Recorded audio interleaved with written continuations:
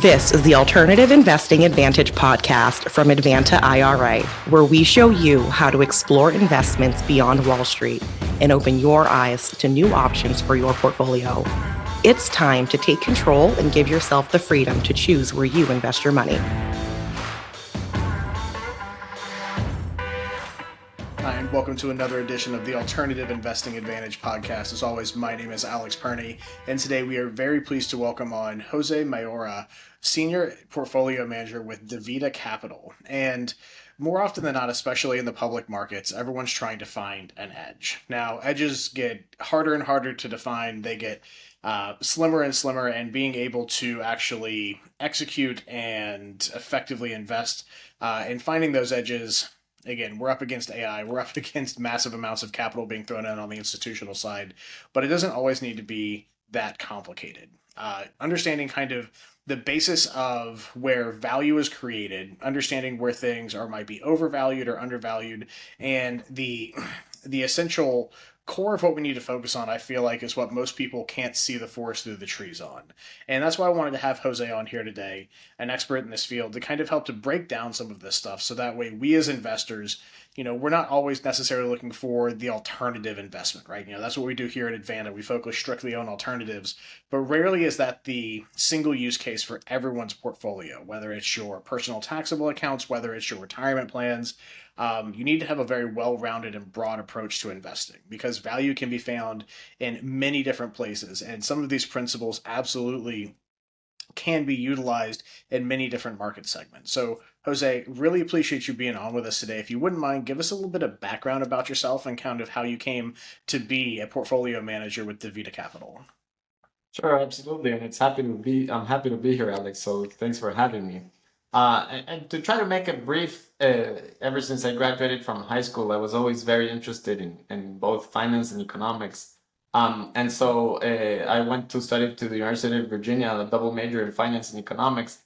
But it was interesting because I always kind of had this personality of being a little contrarian. And so I didn't necessarily swallow the pill that was always taught to me. And so on the side of economics, I was being taught more mainstream Cajun type economics. But on the side, I learned more about Austrian economics and that school of thought, which is the one I really believe in. And I kind of studied in parallel what I was being taught, but at the same time, kind of this alternative way of thinking. And in finance, which is more pertinent to this conversation, it was kind of the same, where I was being taught modern portfolio theory, typical ways of valuing businesses, etc. But in parallel, I very early on bumped into Warren Buffett, Charlie Munger, and the philosophy of value investing, and it really clicked for me. So very early on, I had the dream of eventually managing my own portfolio. But to be honest, I didn't know whether it was actually going to become a reality. And the principal reason for that is because I was born and raised in Guatemala. And I knew for personal reasons and family reasons that I eventually wanted to go back. And there's not a lot of culture of investing in the markets here. It's not like in the US where everybody's got their 401k, retirement. And to some extent, people are involved, or most people are involved in the markets in one way or another. But I was very lucky because after working in investment banking, doing the CFA while I was working, and then I got a master's in economics and did a couple of finance jobs in Europe as well. When I came back, I was able to partner with a local family office to launch the fund. My partner really believed in the vision. He is a value investor at heart, and we clicked so much that when I kind of talked with him about the possibility that I was considering launching a fund, we said, we know that there's a lot of challenges in raising capital anywhere in the world, but especially in Central and South America when it comes to public markets. But we were both very passionate about the subject and decided to partner and launch the fund, which has been around for about 3.5 years for now.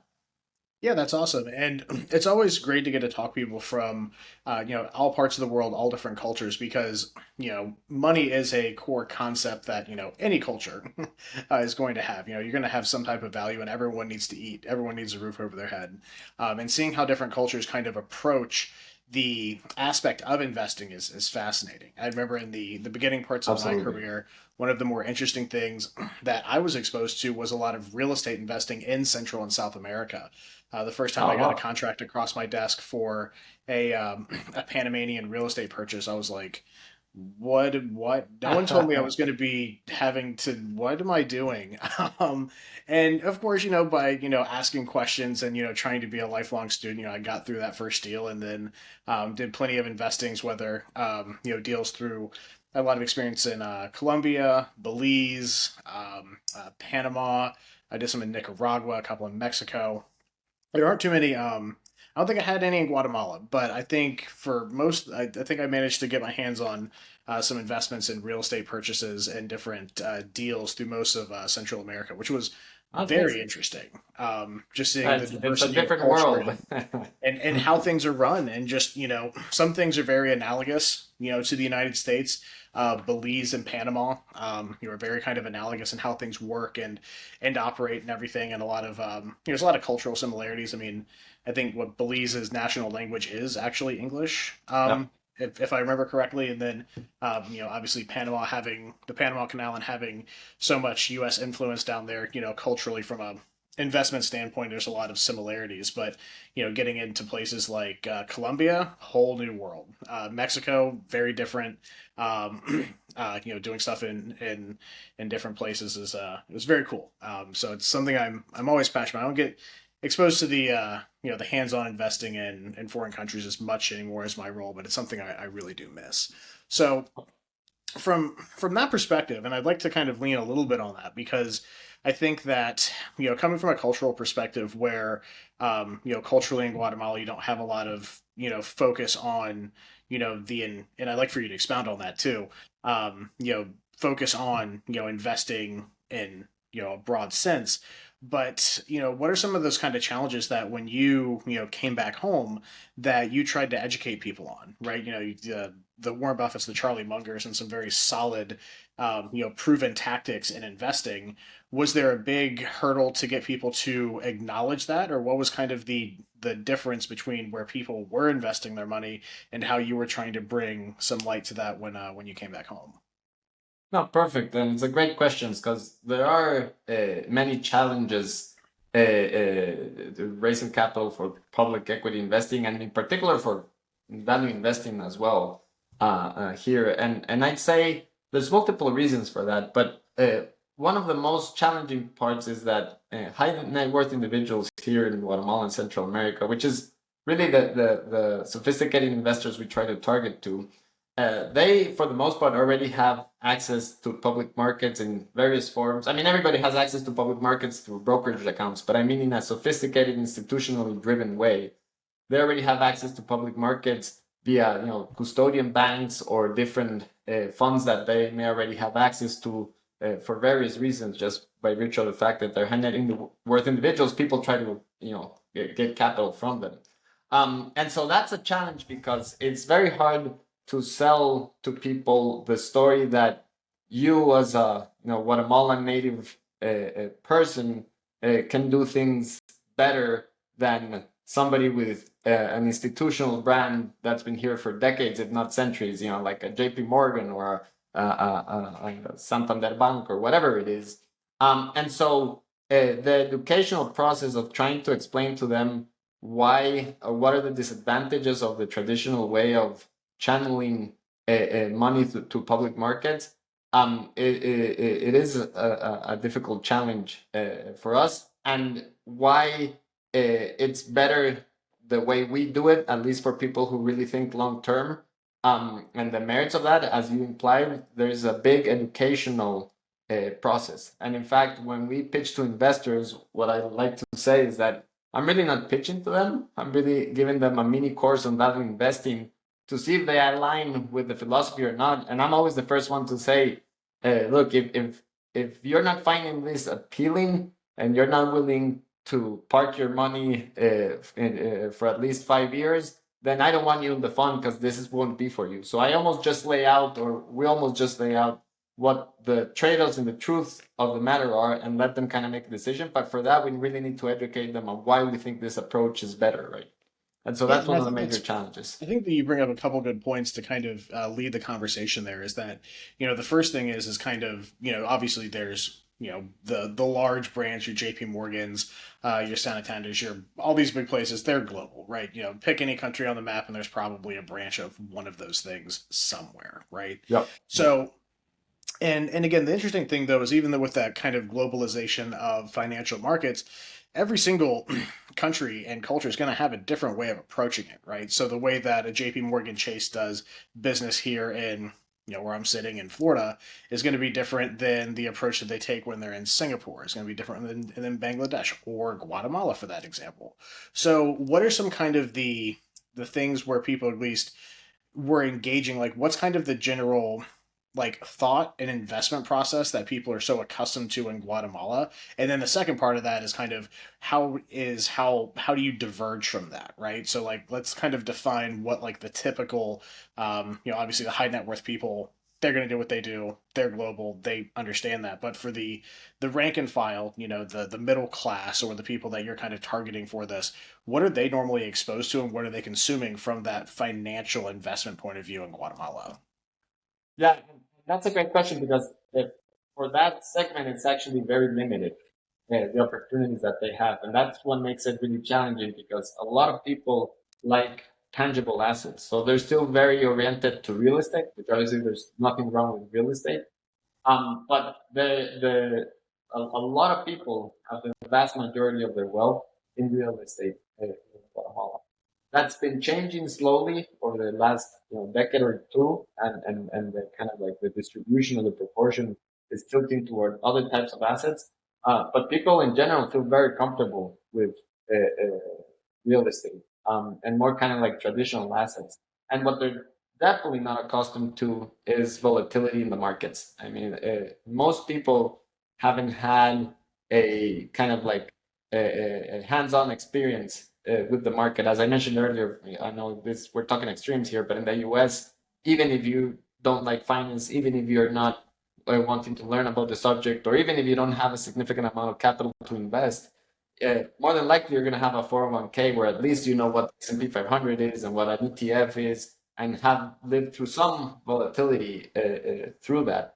But that's completely the opposite here. So it's very focused on tangible, hard assets, and that's part of the education that we have to walk through. And the funny thing is that you would almost think that from a kind of like maybe business commercial standpoint, jumping from that extreme to value investing is not going through baby steps because, as you know, value investors, we tend to take very concentrated positions, and while that might be the best decision for the long term, in the intermediate term or the short term, it can create significant fluctuations, right? And so if you're trying to get people to move to other asset classes here in Guatemala, the maybe more realistic thing to have done would have been to just kind of move baby steps and give them access to ETFs. And there's some people that offer that, but it's also limited. But we generally believe that value investing is the best way of investing in general, and it can be most easily applied in public markets. And so rather than doing what was commercially, I guess, prudent, we decided to do what's smart from an investing standpoint and say, okay, let's take this journey of educating our existing and future investors versus let's go and play the safe side, which is what many places do, which is nothing wrong, but we decided to go with the side of more what we're passionate about and what we really believe is best for compounding long term. Yeah, great. And from the perspective of kind of the exposure, right? Because Guatemala does have a stock exchange based in Guatemala, correct? We have we have an exchange. I wouldn't Yeah. call it a stock exchange because there really isn't any stocks that trade in the exchange. The exchange is there's activity on it, but it's mostly focused on the debt side. And there's various reasons for that, but part of it is lack of sophistication of the local companies, or in many cases, the people, obviously, if you're in an exchange, you have to share your information publicly. And most of these companies are still owned by the original family members and their descendants. And so they don't due to security reasons or safety reasons, they don't like everybody else out there to be able to know, how much money their companies are making and things of that nature. So, and there's many reasons, but I wouldn't call it a stock exchange. I would just call it we have an exchange.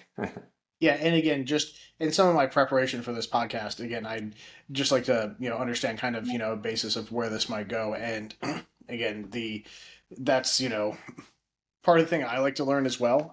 So again, for the primary focus of what you're talking about, it's mainly exposing them to the broader exchanges in the world, and I'd assume that's probably the United States exchanges, correct?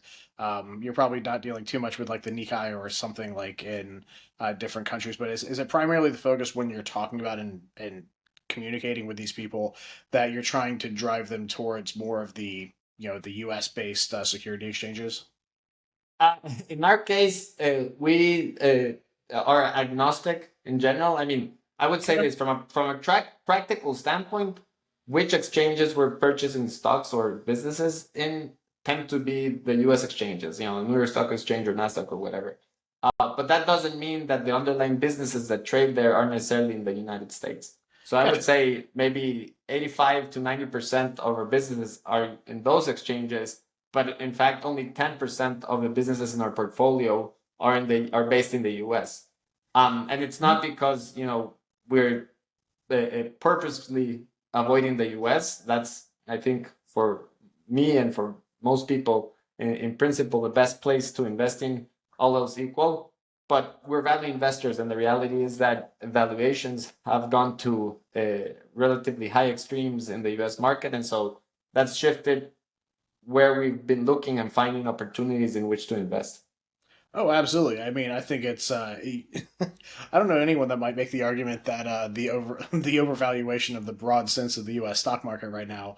I mean, it's personally I've started scraping profits on a lot of my stuff right now just cuz I mean, I'm not going to, pull out all my bases and stuff like that, but if I'm, nailing 24% on stuff, we're pulling that out. I don't know where it's going to go, but I was thinking about doing it when I was, when some stuff was up 15, halfway through the year. I'm like, oh, this is pretty wild. But just the value I should say, overvaluation of a lot of stuff in the States is pretty crazy. But No. again, the problem is that, when, where the United States goes, other markets tend to follow. And that's, on both sides of the coin, up and then also down. So finding where that value hedge is, I think is very important. So to transition a little bit again to kind of that second part of the question is, you know, that conversation, right? Of, saying, hey, like, you can see where, and I would say probably for the most part, doesn't matter what culture you're in, where you're located,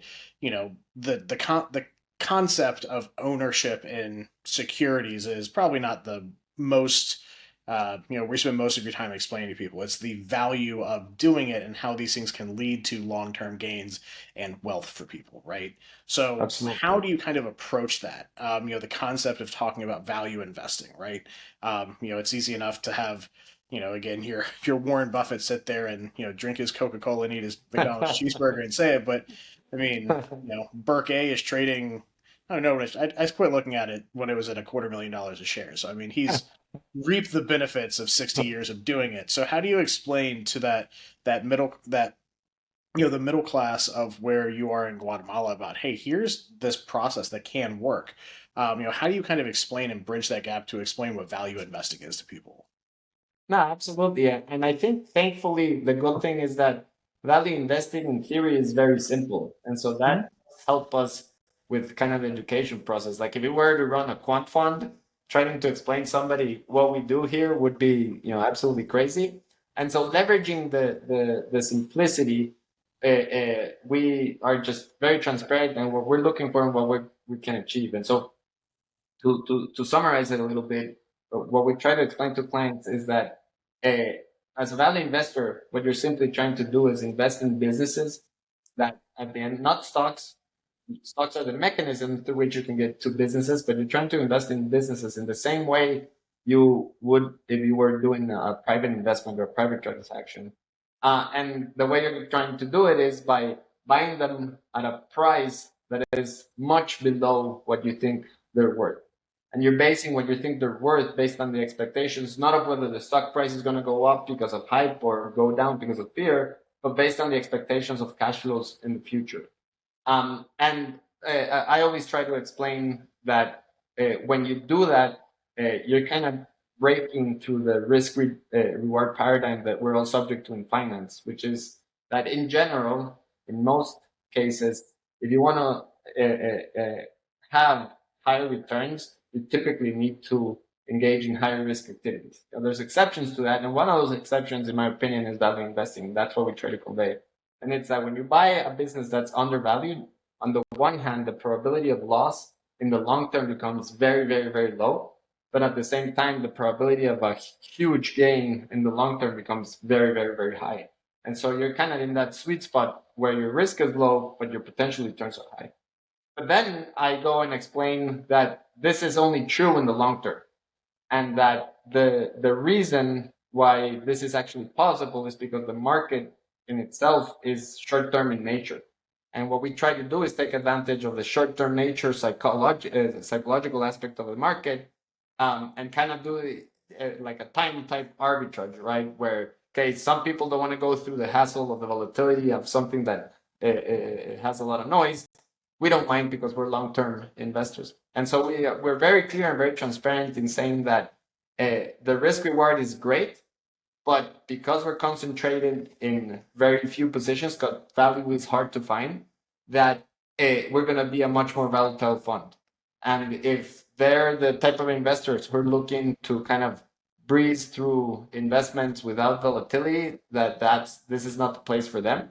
But if they're the investors who are trying to maximize returns, a compound value over time, then the fund is the place for them because they're not putting in the long term their capital at risk, or at least at a big risk, and yet you're looking at the end objective, which is maximizing returns. And so that's kind of the simple message that resonates very well with people. Now, I would say that in getting something intellectually in the market or with anything related to the markets, and I know you know this, Alex, is different than how you end up behaving when things, volatility happens, right? So I think people appreciate the honesty and the transparency, and they go thinking, okay, great, I'm going to live through some volatility, but this is going to be good returns. But then many of the investors, when they live through it, they do still get scared, and we do have to continue with the educational process. And so we do have like quarterly Q&A sessions where 1 week a trimester, we allow people or investors to talk to us individually, to go through any questions that they might have, etc., both in great times and as well as in periods of volatility. And it's a continual educational process to get them accustomed to what we're looking for. And then the final thing I'll add, Alex, and sorry for extending myself, is we do go over the investment thesis of our companies with our clients. Obviously, we don't talk about all of them, but we only have 15 or 16 companies in our portfolio. So when we get to explain the thesis for 3 or 4 of those companies in these quarterly sessions, people start to shift their mindset and understand that we're investing in businesses and not tickers. And that part of the educational process is key for kind of how we manage the relationship with investors. No, I think that's all, an extremely, appropriate way to approach people, especially, if they're not familiar with this type of investing, right? It's, good to, get that basis of knowledge on, if you're going to be doing value investing, it is not hey, let's make sure we hedge and get everything right at the peak of the market. It's, you have to have your time horizon spread out over multiples of years. I mean, 5 years, 10 years, and you're talking decades long type investment theses that need to be run for the numbers to actually work to what you're looking to accomplish, right? Now, and I know you kind of mentioned earlier that you're pretty agnostic to market segments, right? And I am pretty much too. There's a few market segments that the older I get that I don't necessarily like. I personally don't like to invest in defense contractors as much anymore. Ethically I just can't always necessarily agree with it. But again, most of the time, I'm also very agnostic. If I can find value somewhere, I really don't mind it too much, right? Again, so long as they're not doing something or it's a segment that I just fundamentally disagree with. But at least from a general concept, right?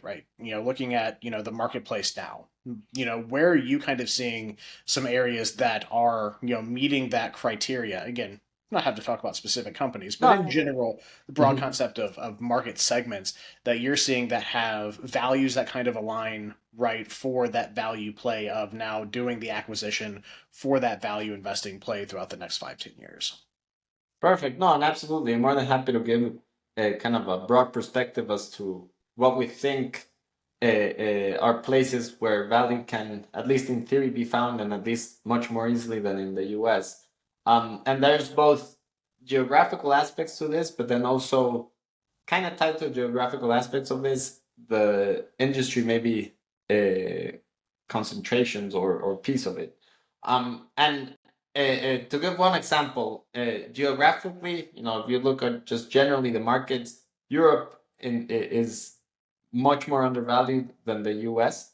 Mm-hmm. Um, there's valid reasons for that, and I wouldn't say necessarily that I expect that the European entire market would do better than the entire US market. I mean, the US market does have in general better companies than Europe, and that should be that validates a premium from one geography versus the other. But what it does do is that markets are not very good at discriminating because everything trades on a relative basis. So if you are punishing the European market as a whole, the market in general, there that doesn't mean that all of the companies in the European market need to be punished. And what you're trying to do is find the companies that are saying, I'm taking advantage of the fact that many investors are not wanting to look here, or the fact that you can get lower price to earnings multiple type businesses just because of where the market is not looking, and yet be a great company.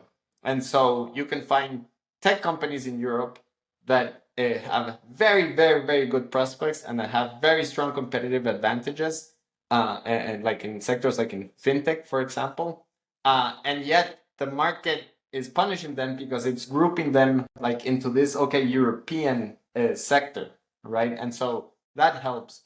Another area where I think is very overlooked and there's a lot of diamonds in the rough is China. There's a lot of noise surrounding China from a political standpoint, geopolitical standpoint, and in part I think it has to do with the fact that the West misunderstands China in many ways, and the West misunderstands risks in many ways. And not only that, but they apply kind of the risk fear aspect uh, consistently throughout the Chinese market, where the reality is that there are some parts of China that are significantly risky in terms of the political and geopolitical aspects of it. But then there's businesses that really don't have much political or geopolitical risk by virtue of what they do, and yet the market punishes them nonetheless. And so, looking in places where other people are not looking is always smart, but it has to be very surgical. You have to find the diamonds in the rough, and kind of understand the business, what their competitive advantages are, and in that case, and you have to think long term because you never know how long a negative sentiment can remain in a particular geography or industry or whatever, right? And so if you have that in mind, these are two possible places where good opportunities can be found. Yeah, and again, I will be the first to admit that I am woefully ignorant on much to do with investing or market conditions in China. But I do pay attention to Europe quite a bit, and especially in the tech sector in Europe. More often than I think people, again, you get a little bit get some blinders on, like a racehorse. You kind of, you hear about Silicon Valley and all the things that come out of, and again, the United States is a great place for that. Incredibly innovative. We have some of the biggest, best companies here. I mean, you have your Oracles, your Apples, your Microsofts, you have, Intel, Dell, you have the big guys out there. But what you don't realize, especially for a lot of the burgeoning companies and out there, especially in the tech world, you have some major tech centers in Europe, especially. I mean, if you look at places like Israel, obviously, a lot of geopolitics going on there right now, but other places that people don't necessarily even think to look for finding some of these companies, Estonia, huge tech center. I was actually I had the benefit of actually getting to go to Estonia earlier this year. If you like to travel, never been to Estonia, Tallinn, super cool place.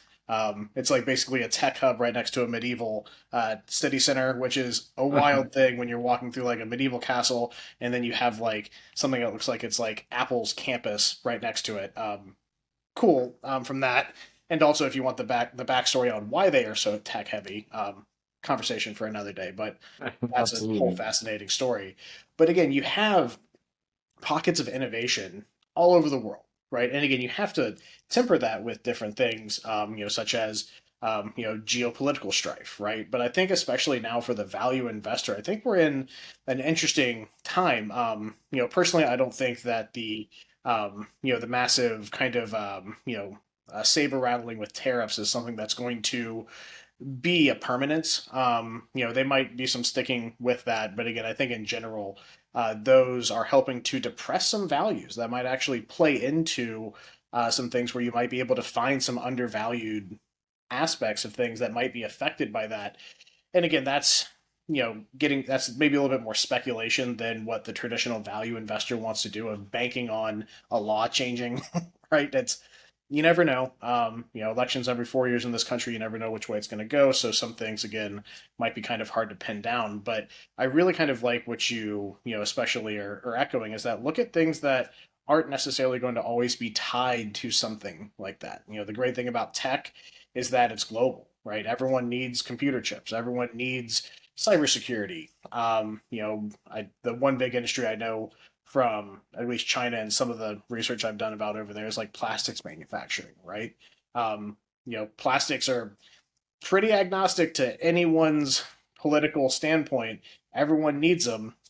So it's not like you're going to have and they don't want to manufacture them here, right? It's not the greatest thing to live next to a plastics manufacturer, but they do make some stuff like that here. But again, kind of looking at that from that perspective of where to find value is a fascinating thing to think about when you really dig into it, right? Of where you can find some of those things that are going to be valuable into the future if you have that time horizon that you can really stomach.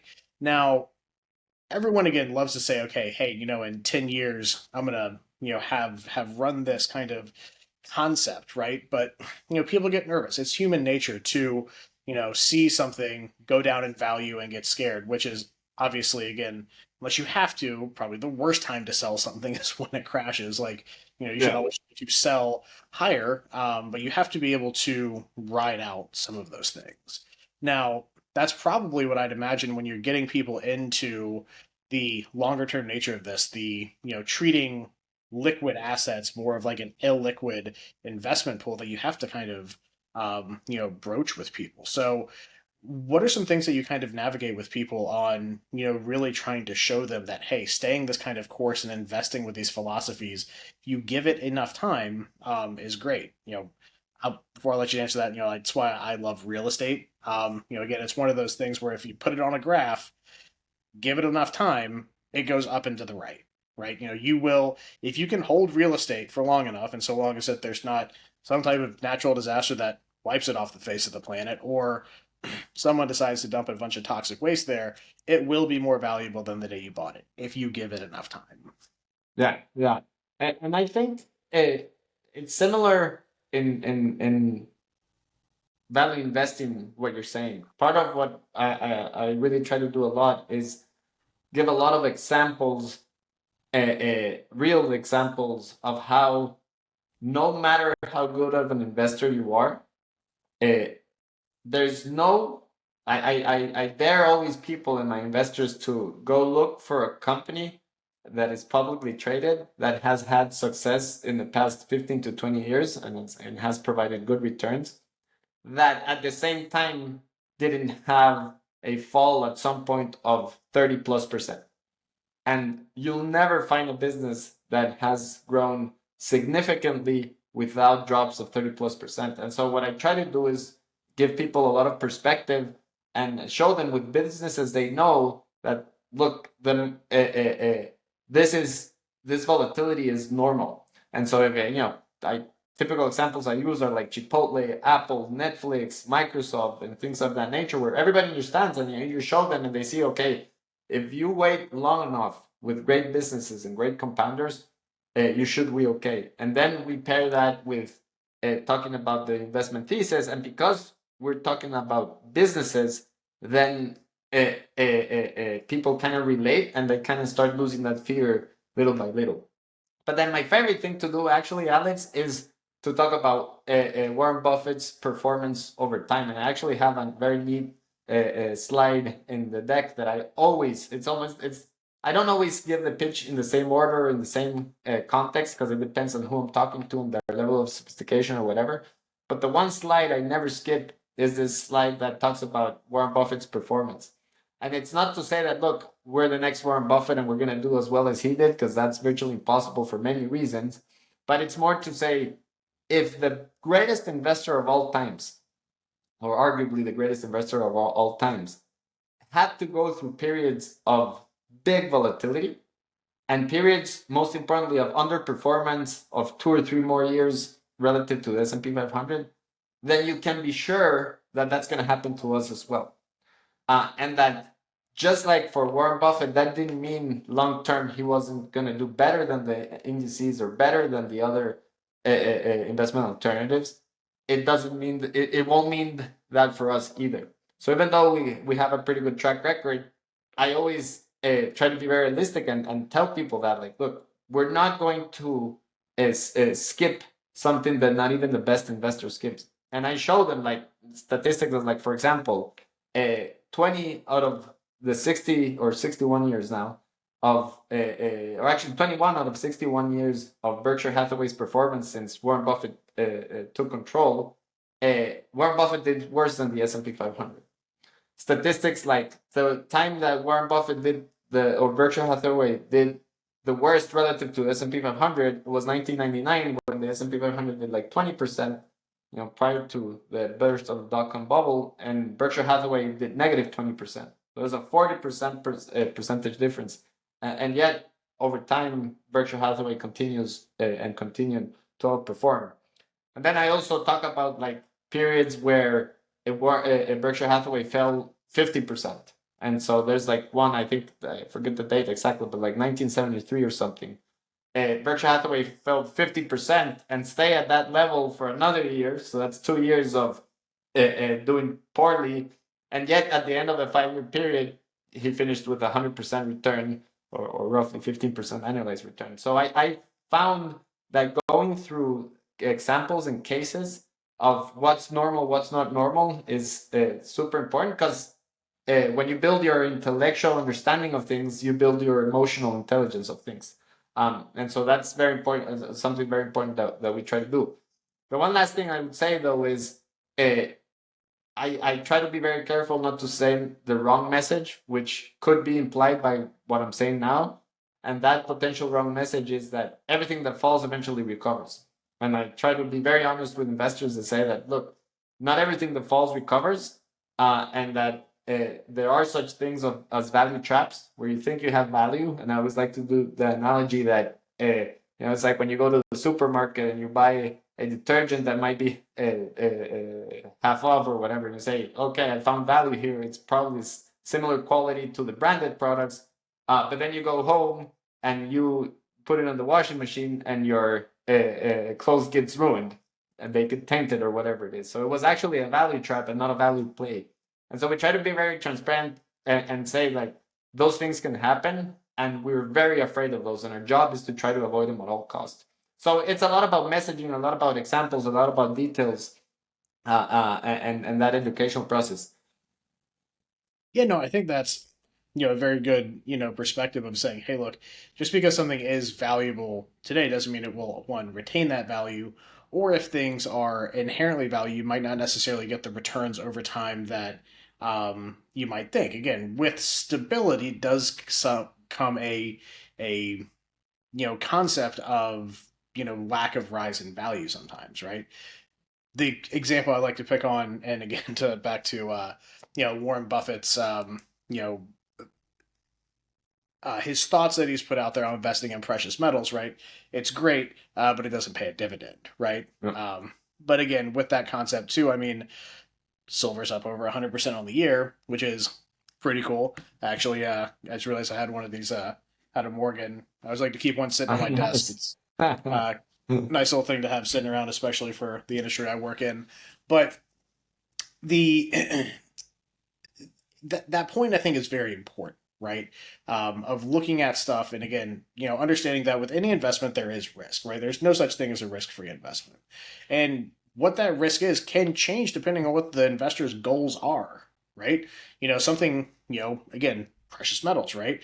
There is a risk to that. If your goal is to make a bunch of money in precious metals by trading, buying low and selling high in a short amount of time, that could be an incredibly risky venture because you can't execute that. I do tend to kind of lump risk and expectation into the same thing. It's not always necessarily Yep. a drop in value, but if you can't hit the goal of what you're looking to do with your investing, that is a risk, right? And I think that some people tend to discount that a little bit.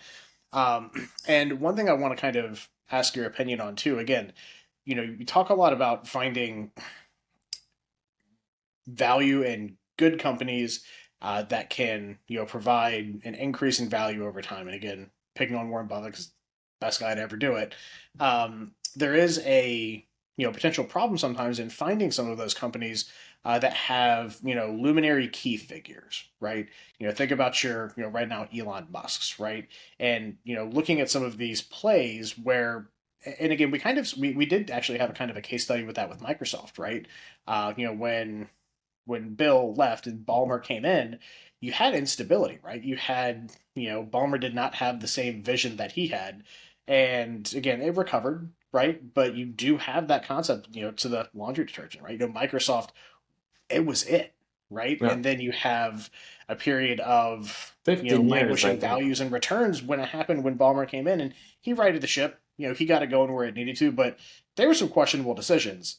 I don't know if all the viewers are young enough to remember Microsoft's phone or the Zune. That was another real good, real great idea from the Ballmer camp. But again, I mean, now now Microsoft's back and, it's that. But I'd kind of like to get your thoughts on kind of the key person aspect. The shining example right now is Tesla, right? What happens if Elon Musk goes? Yeah. That's a great question. I think it has several aspects to it. The first is that there are some businesses where the importance of having an absolute killer CEO is more important than in other businesses. And it depends on where the competitive advantage lies. So, like, for example, if we talk about Tesla, I would argue that, and I would never buy Tesla at this valuation or anything, but I would argue that at the right valuation, a big piece of the moat of Tesla is actually Elon Musk. And his capacity to just execute on a vision and do whatever it takes to put that vision into practice, I think is something extremely valuable. But then if you extend yourself to, okay, what happens if Elon Musk is not there?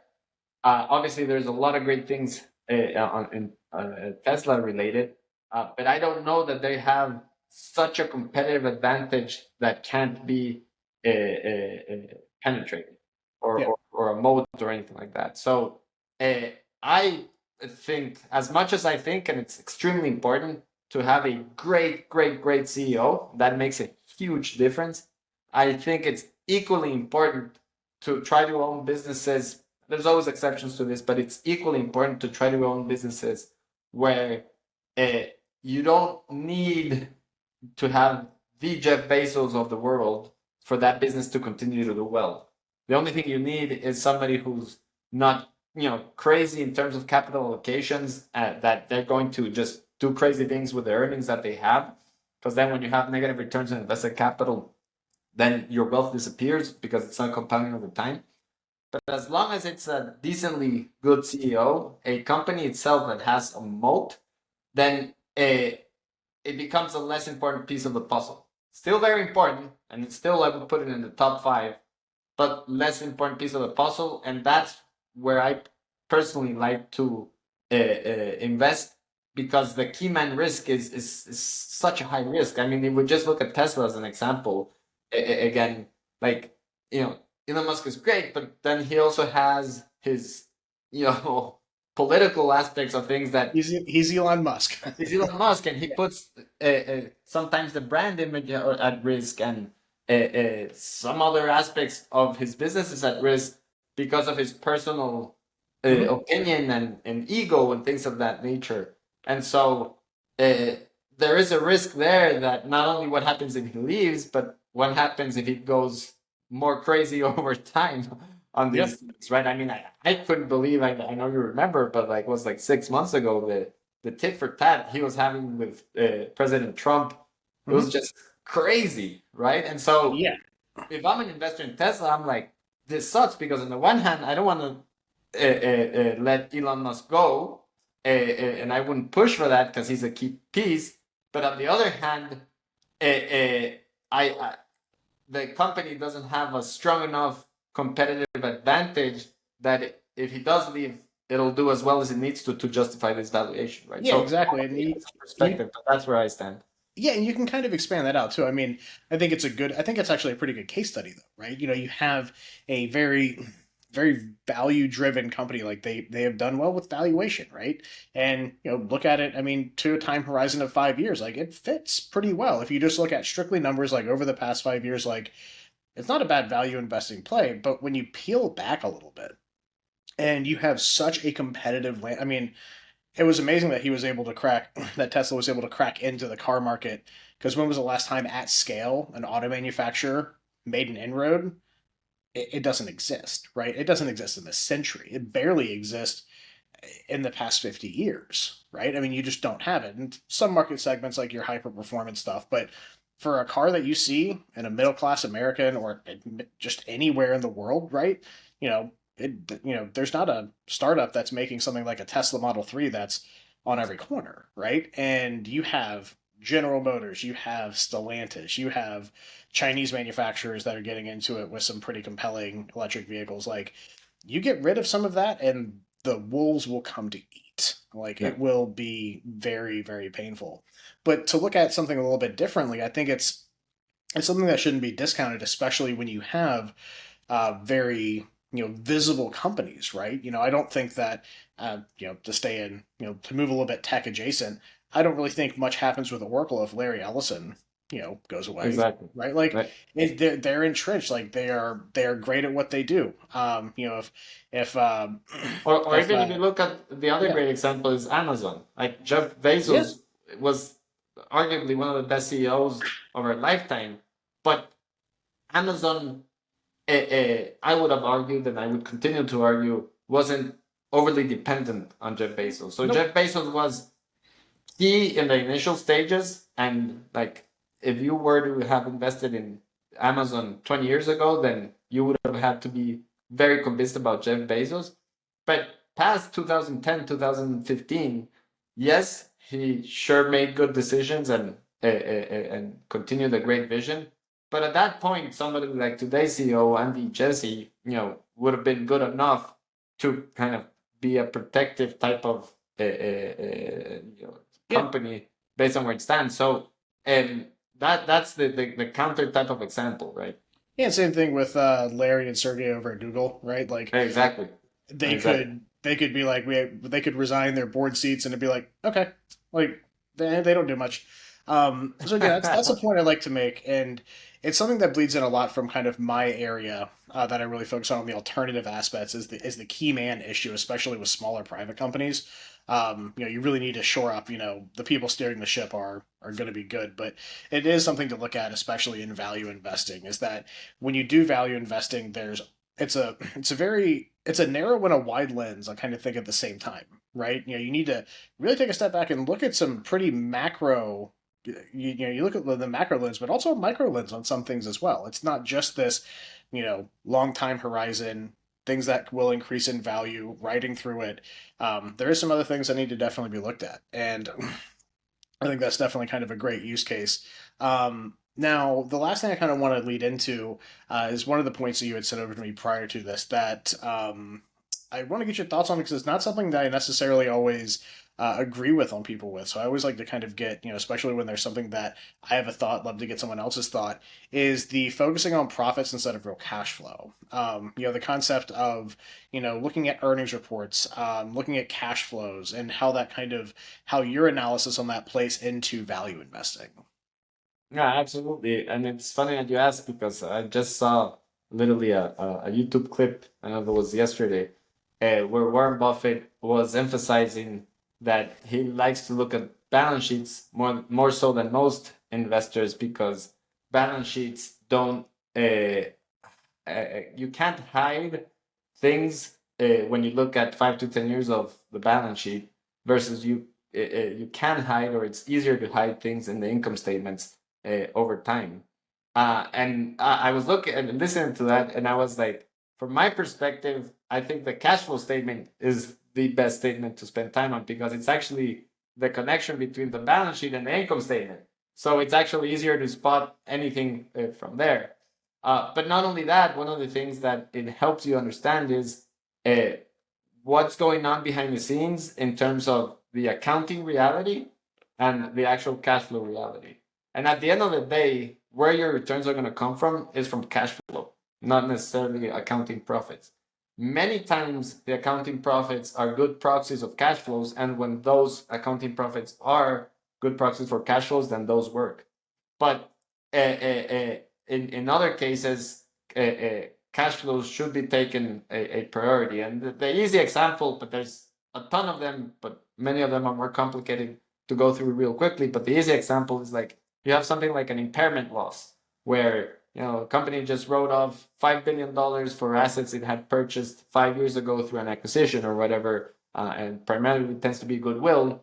Then the profitability may fall by half or even more or even be negative, but that's not the true picture of what your potential future cash flow is going to be. If you think in that case that management will continue to make poor capital allocation decisions and acquire assets that won't deliver the results, then sure, that impairment loss should be taken into account. But if you have a new management team or for whatever reason think there's an exception, you should completely ignore that impairment and be like, cash is king and you should take it that way. And so the cash flow statement helps put all those things into perspective of what's non-cash, what's cash, what non-cash things are actually recurrent and what aren't recurring. And it lets you know and gives you that information. But most importantly, what the cash flow statement gives you, and that's why, again, focusing on cash is king, is the cash flow statement, in addition to giving you, what we just talked about, it gives you management's track record of capital allocation decisions. Because in the cash flow statement, you're going to have, what your cash flow of operations are, net of the additions and subtractions from the net income or whatever. But then you also have, what did company do with that capital? Where did they invest it? Or if they didn't invest it, did they repurchase shares or did they pay dividends? And those decisions are the most critical decisions for long-term compounding. If you see a company that has similar cash flow levels today than it did 10 years ago, and this happens a lot, is in fact the easiest way where we filter out companies.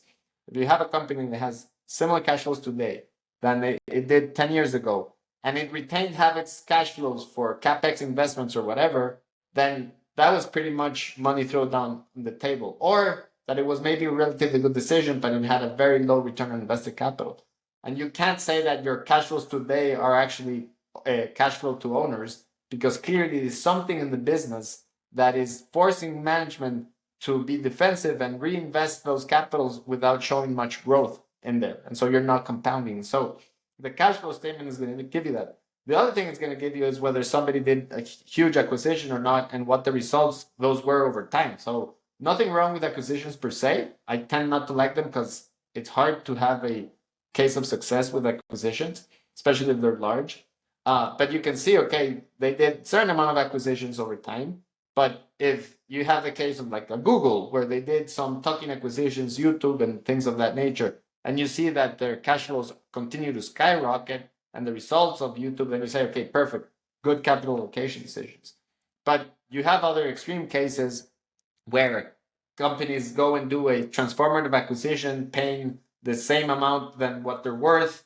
Like if there's a 5 billion market cap company, they go to a $5 billion market cap acquisition. They use debt and blah blah blah, and then you have nothing to show for them. You're going to see that in the cash flow statement and in the history of that. And one thing I really do agree with that, but what I would expound on, especially with the acquisition model too, it's I put a lot of emphasis in looking on that on industry, right?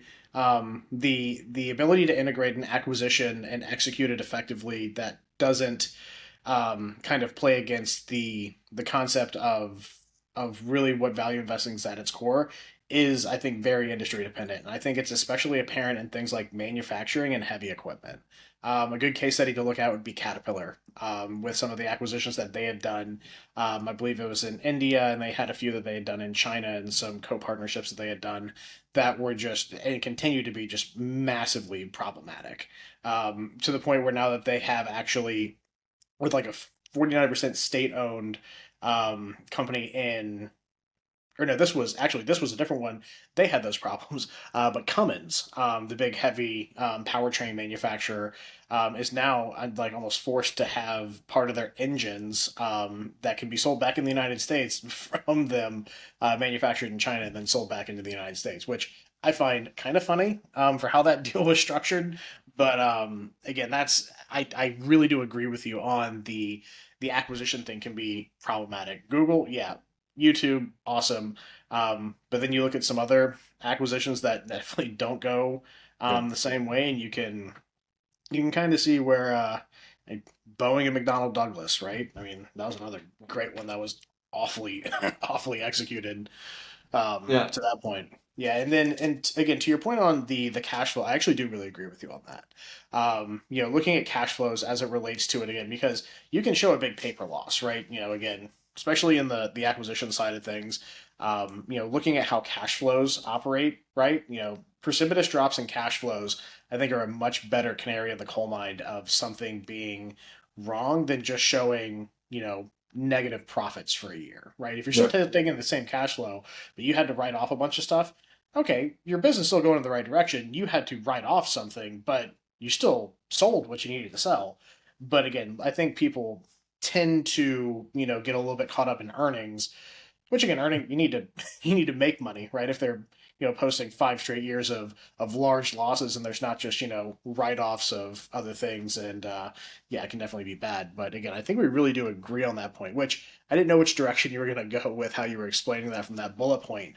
But again, I think we're very kind of in a line with the agreement on that side of things. Perfect, perfect. Yeah, and the track record of acquisitions is terrible in general, and there are good exceptions, and I think people like to cling to the exceptions and justify their actions because of them, rather than try to think about the rule. And it's almost like what I call these days the Amazon effect. Amazon was able to become the monster it is, despite the fact that it had, I don't know if it was 10 or 15 years of barely any profitability and barely any cash flows. And so people take that exception and say, okay, it's normal for a business not to be profitable for 10 or 15 years. Let's bankroll that and let's just hope for the best in the future. And again, those are the exceptions and not the rule. And I think the same thing happens here. Yeah, it's like trying to fill a mesh bag with sand. It'll eventually Yeah, all fall out, and I guarantee that will happen every time. exactly. Well, again, Jose, it's been a great conversation with you. I really enjoy having engaging guests that we can, that I can riff enough with to where it makes a really compelling conversation. And again, I certainly think we filled that with hopefully getting people interested in the concept of value investing and some of the pitfalls in which you need to kind of look at to navigate it. Again, I always recommend people. There's a lot of good information out there. But being able to talk to people that are consummate experts in that field, such as Jose, I think there's an incredible value to that. So, Jose, how can people get in touch with you and learn more about your fund and what you have going on? Sure, absolutely. Well, I think there's the primary way is they can go to my website, josemayora.com. And the reason I have a website, because I didn't come up in conversations, because I did publish a book 3 months ago. It's called Wall Street's Blind Spots. And so they can contact me through there. And the other place is in LinkedIn. Those two would be probably the best places to contact me. Fantastic. Well, again, really appreciate you being on with us today. The most valuable asset we all have is our time, because no matter how good we can invest, not making any more of that stuff. So again, really appreciate you being on with us here today. Again, Thank this you has very been much, the Alex. Alternative Investing Advantage Podcast. My name is Alex Perny, and we'll see you next one. Thank you for tuning in to the Alternative Investing Advantage Podcast. Tune in next week for more investing tips and strategies. Want to hear more episodes of the Alternative Investing Advantage? Search podcast at advantaira.com and subscribe.